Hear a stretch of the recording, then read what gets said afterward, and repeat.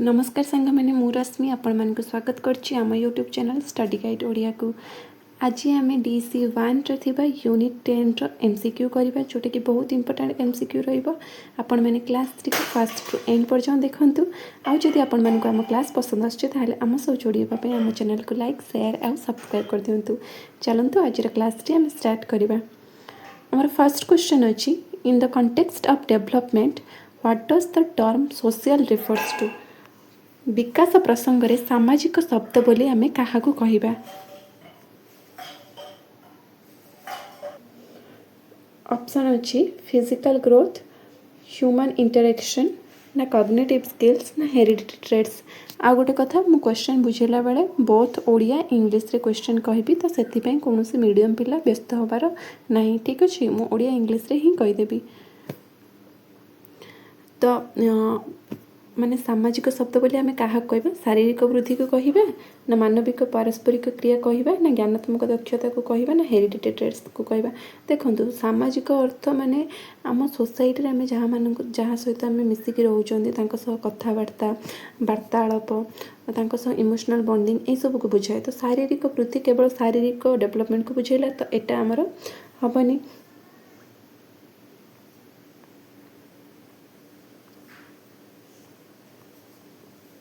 तापर आमर रहा ह्यूमन इंटरेक्शन कॉग्निटिव स्किल्स माने ज्ञानात्मक एटा भी हेनी वंशगत गुण भी हेनी। ये राइट आंसर कौन हम ऑप्शन नंबर बी जोटा कि मानविक पारस्परिक क्रिया।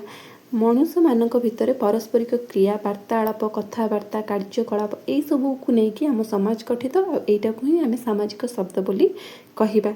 तो social means human interactions. Next question को जीवा। इज टच और physical contact crucial for an infant. माने से कौन पचार शिशु पाई स्पर्श और शारीरिक संपर्क कहीं गुरुत्वपूर्ण। आम गोटे शिशु को कहीं टच करवा दरकार आ कहीं सहित मिसवा दरकार। ऑप्शन कौन देइछि ऑप्शन देइछि it helps in physical exercise या शिशुर शारीरिक विकास व्यायाम रे सहाय्य करिवो ना यह आवेगिक बंधन विकास रे गुरुत्वपूर्ण। आवेगिक बंधन माने इमोशनल डेवलपमेंट करिवो ना यह शिशु को कांदिबारे रोकी थाए ना यह शिशु को अधिक समय सोइबारे सहाय्य करे। देखंतु सोइबारे तो सहाय्य करिवनी कांदिबारे रोकी थाइबे न। आ शारीरिक व्यायाम तो एटा न आमे जते शिशु को टच करिबा शिशु संगे मिसिबा हसिबा कथा कहबा तो शिशु भितर कौन होबा आम प्रति इमोशनटा डेभलप होबा आम प्रति इमोशनल फिलिंग्स तार आसीबो तो संपर्क डेवलपमेंट हो। तो सेटा कौन करिबे यह आवेगिक बंधन विकास रे गुरुत्वपूर्ण। तो ये right answer option number B. What is specific form of speech used with infants that has short sentences and simple words। से कही शिशु मान सहित व्यवहृत आम निर्दिष्ट प्रकार कथा कहवा शैली कौन जो छोट छोट वाक्य सरल शब्द आम शिशु मान केमी कथा कही था जो आम स्मॉल सेंटेंस यूज करती और सरल शब्द यूज करती से कथबार्ता को कौन बोली कहबा। साइलेंट कम्युनिकेशन देखो साइलेंट कम्युनिकेशन आम जब साइलेंट होगा ताले आम कथा किए बुझे कहीं तो आम मन कथा जापर ना। तापर बेबी टॉक कहबा शिशु मान भाषा आम बुझेबा। शिक्षागत भाषा शिशु मान एत डेवलपमेंट हो न था शिक्षागत भाषा बुझीपारे सांकेतिक भाषा नुह। तो या राइट आंसर कौन हम बेबी टॉक आम शिशु मान भाषा मध्यम बुझेबा माने प्रवर्तला भाई भाषा कहबा छोट छोट सेंटेंस छोट छोट वर्ड कहबा जहाँद्वारा शिशुटी आम शब्द भाषा शुणापी आग्रह प्रकाश कर। तो या right answer option number B. Next को जी two primary emotional states does a newborn show. गोटे न्यूबॉर्न बेबी जो नवजात शिशु न्यूबॉर्न माने से मुख्यतः क्यों दुईटा अवस्था को प्रदर्शन करेब भय क्रोध आनंद एवं विवत्रता है भल पाइबा घृणा एवं ईर्षा गर्व। देखंतु भय क्रोध छोट छुआ मध्य जो से जन्म होता नवजात अवस्था एत जल्दी तांकर भय आसी न थाए आउ ईर्षा गर्व तो बहुत डेरी रे आसे। तो ए दुईटा हेनी। लव एंड हेट से घृणा करने छोट छुआ शिखि न था से आग को डेभलप हुए तो यहाँ भी हेनी। आ गए रहा डिलाइट एंड डिस्ट्रेस हाँ यहाँ आसपे पाने कौन होता है नवजात शिशु आनंदित हो जाती जन को देखिए खुशी हो जाती और विभद्रता भी हो जाती तो विव्रतता भी हो जाती। तो या right answer option number B. Next question दीजिए at what age does the social smile usually emerge in infant. से कही क्यों बयस पिलामानंक भितर सोशल स्माइल देखा जाए बा सामाजिक हस बोली आम जोटा कहूँ से कौ बयस देखा जाए जन्म समय 2.5 मास रु 3 मास भितर 6 मंथ भितर ना 12 मंथ भितर देखो या राइट आंसर हम आम ऑप्शन नंबर बी आमर 2.5 मास रु 3 मास भितर शिशुर गोटे सामाजिक हस देखा जाए।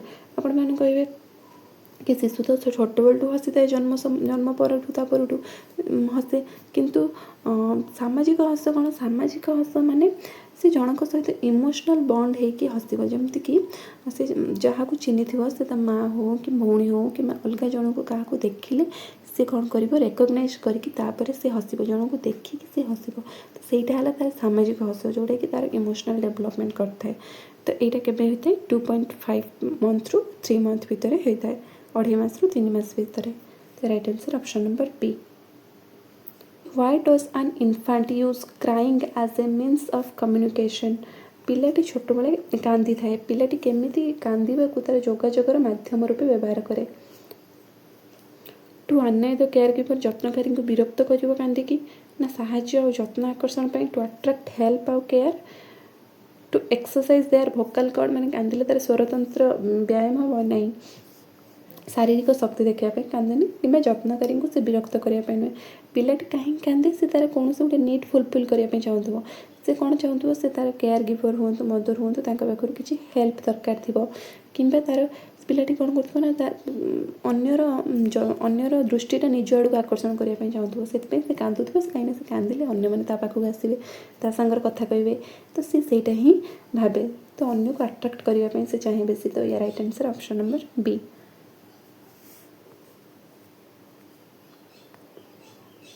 What age do infants start imitating behaviors like blinking and rocking? केते वर्ष बेल को पिला माने कौन करती अन्य को देखी इमिट करती इमिटेट माने कौन अनुकरण करती आउ से कौन करे ना जमती अन्य जड़े जमती सदा शरीर आखि ब्लिंकिंग करवा हाथ हल्ला शरीर हल्ला से सब देखिकी अन्य जन को से फॉलो करता कौ बयस बेलू माने आम पिलाटी सामने जहाँ करें आम हाथ को आखिरे लुचेबा ब्लिंकिंग करवा आम जहाँ मुवमेंट करिए पिलाटी भी आमको देखी सेमती मुवमेंट करिए से केते वर्ष बयस देखा जाए 3 मंथ बेलू 1 ईयर बेलू ना 6 मंथ बेलू ना 2 इयर्स बेलू देखते या राइट आंसर हम 1 वर्ष बेलू पिलाटी आमको इमिटेट करवा स्टार्टिंग कर दिए। तो right answer option number C. Next को जी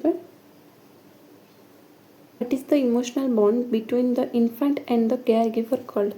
शिशु आ जत्नकारी भितर थिबा आवेगिक बंधन को कौन कहबा शिशु जी केयर नियंती भितर जो इमोशनल बॉन्ड थाए आम कौन कह फ्रेंडशिप कहबा नहीं अटैचमेंट कहबा सोशलाइजेशन कह देखो सोशलाइजेशन पिला को बहुत समय लगे ये सोशलाइजेशन नुह कॉग्निटिव डेवलपमेंट तार ज्ञानात्मक विकास तो यहाँ नुह यहाँ को आम अटैचमेंट कहबा माने गोटे तार जी जत्न नि से केयर गिवर हूँ मदर हूँ सिस्टर हूँ जी भी हूँ तो सहित शिशुर गोटे कौन स्नेह भल पाइबार बंधन स्टार्ट होता है तो यहाँ को आम कौन कहबा अटैचमेंट बोली कहबा। ये right answer option number B. Next को जी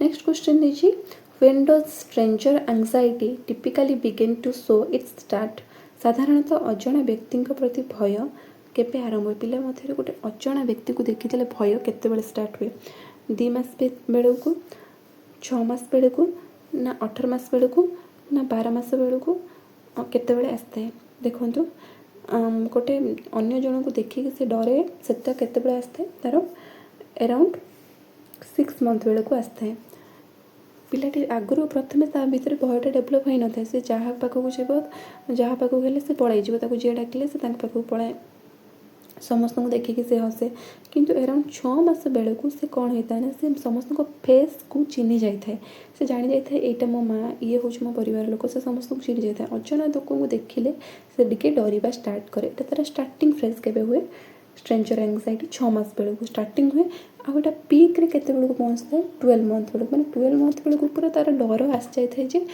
जमी अलग क्या देखिले सी काले अलग जड़े लोक मत नहीं मो बापा माँ ठार मुझे अलग हो पूरा बहुत सारा डर आसी जाए से 12 मास बेलू अधिक डर आसी जाए कि 6 मास बेलू स्ट्रेंजर एंजाइटीटा स्टार्ट हुए। तो ये right answer option number B. Next को जी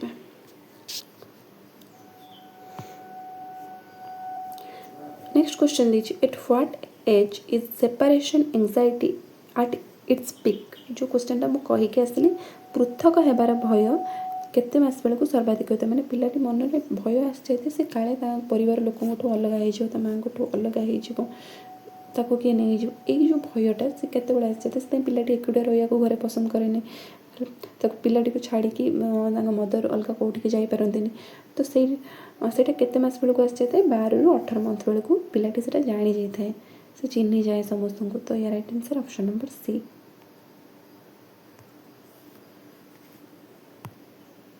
अच्छी a secure infant uses the caregiver as a test from which to explore the world. कौन पचार जड़े सुरक्षित शिशु जत्नकारी को विश्व अनुसंधान करने एक भाव व्यवहार करे। ऑप्शन देजी ऑब्स्टेकल, सुरक्षित आधार, डिस्टेंस ना टॉय। से पचार जड़े आम गोटे शिशु को सुरक्षा प्रदान करने आम केमी व्यवहार करवा, प्रतिबंधक ऑब्स्टेकल भाव आम व्यवहार करवा ना सुरक्षित आधार आम कौन करा सेफ बेस आम शिशु को सुरक्षा प्रदान करा ताहले शिशुर आम प्रति ट्रस्ट आसो। तो या right answer option number B. Eye to eye contact between care giver and infant is also known as um care giver और शिशु भितर आई रु आई कंटाक्ट को आम कौन कहवा, जत्नकारी और शिशु मध्य आखि को आखि मिले चाहिए को आम कौन कहवा, एक लय चाहिए, ब्लिंकिंग कहवा ना पारस्परिक दृष्टिपात कहवा, म्यूचुअल गेजिंग। इंपोर्टेंट क्वेश्चन अच्छे मन रखिए ये आम कह म्यूचुअल गेजिंग। म्यूचुअल गेजिंग माने आम कौन दी जन आई कंटाक्ट रो जो भल वे रे यूज हुए। तो या right answer um option number B.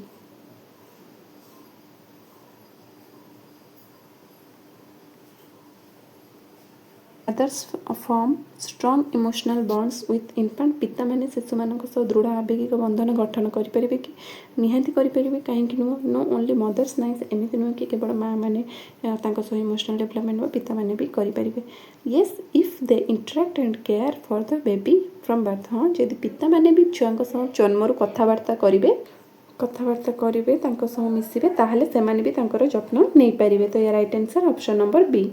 The worm क्यों गति कांदुवा शिशु आरामदायक होता है, कारण यह गर्भाशय अनुभूति को अनुकरण करे। या भर कौ गतिटा जदि गोटे शिशु कांदुवाई आम कले शिशु को सहीटा आरामदायक देता है। कौटा हठात जोरे हल्ला माने शिशु को हठात जोरे हल्ले सडन लाउड सेकिंग ना झुलेबा एवं छंदमय गति, शिशु को एक उज्जवल कोठरी जो रखा जो बहुत ब्राइट लाइट थी ना लाउड म्यूजिक देले शिशुटी कांदुव जो चुप हो। तो या राइट आंसर कौन हम आप ऑप्शन ऑप्शन और आंसरटा आप कमेंट माध्यम जनइबे। तो आज ये क्वेश्चन थिले जोटा कि इंपोर्टेंट क्वेश्चन थिला।